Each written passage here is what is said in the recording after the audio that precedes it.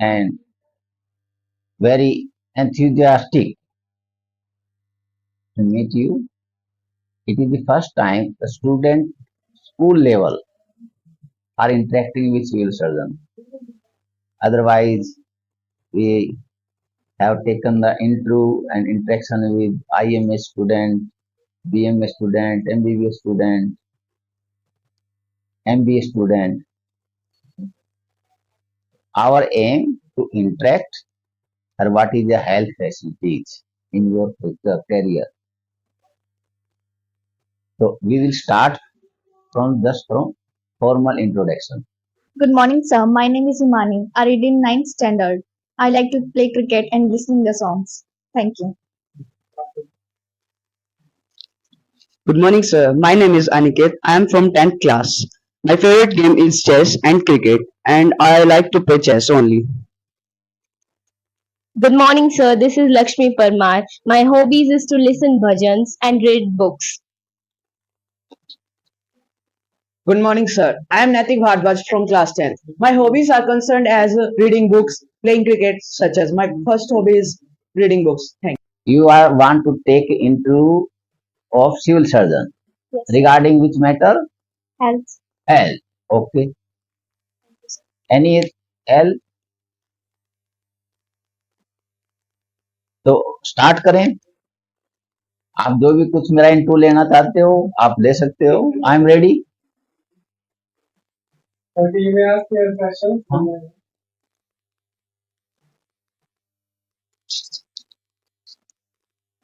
Sir, I have a question. May I ask? Huh? Are there any specific vaccine recommended for students who are entering in school and colleges? Vaccine. Yeah. Regarding vaccine are meant for provide the immunity. A vaccine is specialized tool to sensitize or start the production of the antibody. To start the production of the antibody, we have the defense mechanism, complement system, and lymphadenopathy, T cell, B cell. They are specialized to produce the antibody. So antibody they produce against a specific antigen. So which type of antigen you want to produce the antibody against them? First of all, we have to identify the antigen. Sir, may I ask some questions? Yeah. In past time, there was less disease than now, but why? It's a good question. If you are not test, आपने सुना होगा कि हमारे बूढ़े बुजुर्ग अचानक death हो जाती थी. ठीक है. तो उसमें हमें पता नहीं था कि हार्ट की. अब हमें पता है कि अचानक डेथ के कारण क्या है. ठीक है. तो नॉलेज से हमें कारणों का पता लगा. ये नहीं है कि भाई बीमारियां उस टाइम में पहले नहीं थी, लेकिन उस टाइम में हमारी नॉलेज कम थी. तो नॉलेज कम होने के कारण हमको पता नहीं चला. You can have your हाँ. Sir, I have a question for you. May I ask? What should a student or a person do if they expected that they would have been exposed to a contagious illness or disease? That's my question, sir. What you expected? What should a student or a person do if they expected that they would have been exposed to a contagious illness or disease? Contagious disease. Okay. what do you mean by this? Illness, Dangerous. dangerous disease like this. Like which they cannot discuss with everyone. For example, HIV. Okay. नहीं. HIV is a subject which should be discussed by everyone. Right. ये जो contagious disease होती है उसकी knowledge how to it spread is a main to अगर suppose a person is having the contagious disease, we should not ignore that person, but we should know the how this disease is spread, how this disease can affect us. We should prepare and care about that mode of transmission, not a person. We should not discriminate the person. We should care to support that person. हमें कोई भी बीमारी है तो वो कैसे फैलती है, हम उससे कैसे बचें, या नॉलेज होना हमारे लिए मैटर करती है, वो जरूरी है। कोई भी आदमी कंटेजियस बीमारी से आ भी गया तो प्रिकॉशन रखें। Can you provide information on how to recognize and respond to medical emergencies on campus? या आप आंसर भी लेके जाओ और उसको याद भी रखना। जब भी आपको कोई इमरजेंसी हो तो हमारी जो रेफरल ट्रांसपोर्ट सिस्टम बना रखी है, जो हमारी पीएचसी सीएचसी लेवल पर एम्बुलेंस सर्विसेज है, जिसमें एम्बुलेंस में एक ड्राइवर होता है, एक इमरजेंसी मेडिकल अटेंडेंट होता है, technician, emergency medical technician EMT, और वो फार्मासिस्ट भी होता है और इमरजेंसी सेवा देने के लिए भी ट्रेंड होता है। एएलएस और बीएलएस, एएलएस और बीएलएस का मीनिंग पता है? फुल फॉर्म क्या आता है? Advance life, ALS advance life support services, और B basic life support services. तो एएलएस और बीएलएस में आपको एएलएस की बजाय बीएलएस जरूर आना चाहिए। बेसिक लाइफ सपोर्ट की इमरजेंसी में हो जाए तो आपने क्या करना है? बहुत सारे कारण।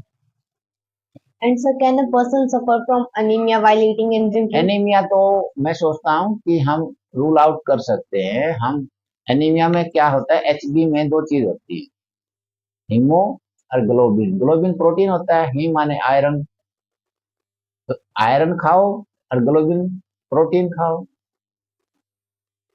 How can students get involved in maintaining health and wellness initiatives while in the campus? आपने तो कंक्लूजन पूछ लिया, गुड क्वेश्चन। देखो, हेल्दी रहने के लिए हेल्दी एनवायरनमेंट जरूरी है, क्योंकि हेल्थ को डिफाइन करते हैं mentally, physically, spiritually healthy. Healthy health आप किसको, आप फिजिकली भी ठीक हो, मेंटली भी ठीक हो और स्पिरिचुअली भी ठीक होना जरूरी बताया गया है। इसमें सबसे इंपॉर्टेंट जो फैक्टर आता है एनवायरनमेंट। एनवायरनमेंट में आपका एयर, आपका खान पान, आपका पानी, सॉइल, सब कुछ आ गया। Sir, I am having a query. So every night I decided to get up at approximately 5 a.m. I set alarm and when will the alarm ring, but I didn't get up. So what's the reason behind this laziness? Attitude.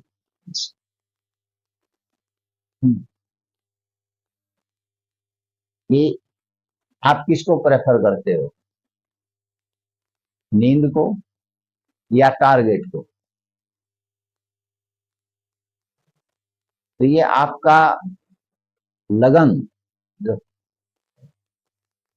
हर एक में आती है, ये common problem होती है कि भाई हम अलार्म लगा देते हैं,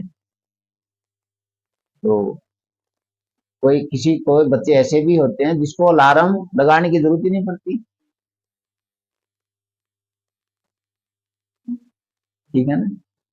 तो ये तो आपने अपना आप में ही देखना पड़ेगा कि आप जो 5 बजे उठ रहे हो, आपने सोच लिया, वो पूरा करने का तो आपका ही काम है।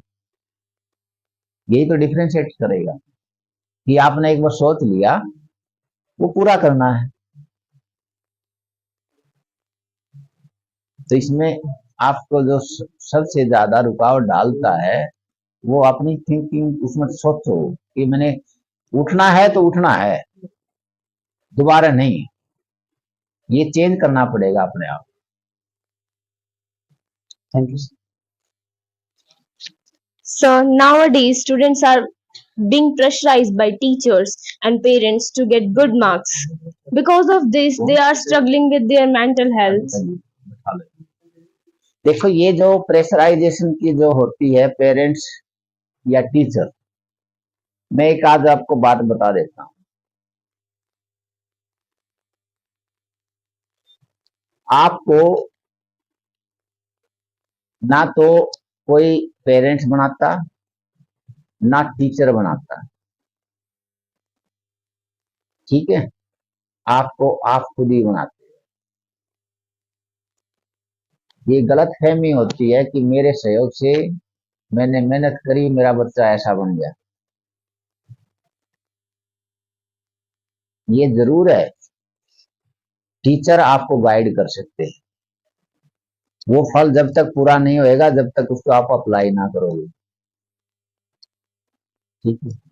और किसी भी चीज को, जैसे आपने रबड़ देखा है, रबड़ की इलास्टिसिटी जितनी होगी उतनी तो खींचेगा वो। अगर हम ज्यादा खींचते हैं तो हमारे हाथ पे चोट भी लगती है, वो टूट जाता है। ये प्रिंसिपल हमेशा समझना चाहिए, रबड़ ने भी समझना चाहिए और खींचने वाले को भी समझना आना चाहिए। ये बीमारी की नॉलेज होना बहुत जरूरी है। So what is the treatment for dengue? Dengue, okay. Dengue is viral disease, various type of strain there. Strain 1, 2, 3, 4. Common strain is strain जो डेंगू हेमरेजिक वायरस 1, ये कॉमन। इनकी एक स्पेसिफिक ये है कि ये जो वायरस है ये हमारी कैपिलरी, आपने सुना होगा, तो कैपिलरी परमेबिलिटी बढ़ा देता है, ठीक है?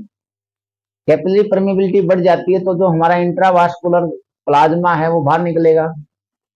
इंट्रावास्कुलर प्लाज्मा बाहर निकलेगा तो क्या होएगा, हमारे हाइपोटेंशन होएगा, बीपी कम आएगा, नोजिया होएगा, वोमिटिंग होएगा, पेन, सर्दी देकर बुखार आएगा। जो भी सर्दी देकर बुखार आता है, इसका मतलब ये होता है कि ब्लड को कंटेमिनेशन होगी, चाहे वायरस से हो, चाहे एंटीजन से हो, किसी से भी हो। तो फीवर आएगा। फिर ये जो पैथोलॉजी आपने समझ ली कि परमेबिलिटी बढ़ गई, प्लाज्मा बाहर आ गया, हमारे उल्टी हो गई, हमारा जो हाइपो ब्लड प्रेशर है वो डाउन आ गया, तो इसको ठीक करने के लिए मैंने इतनी बता दी, अपना माइंड यूज करो कि हमने क्या करना चाहिए।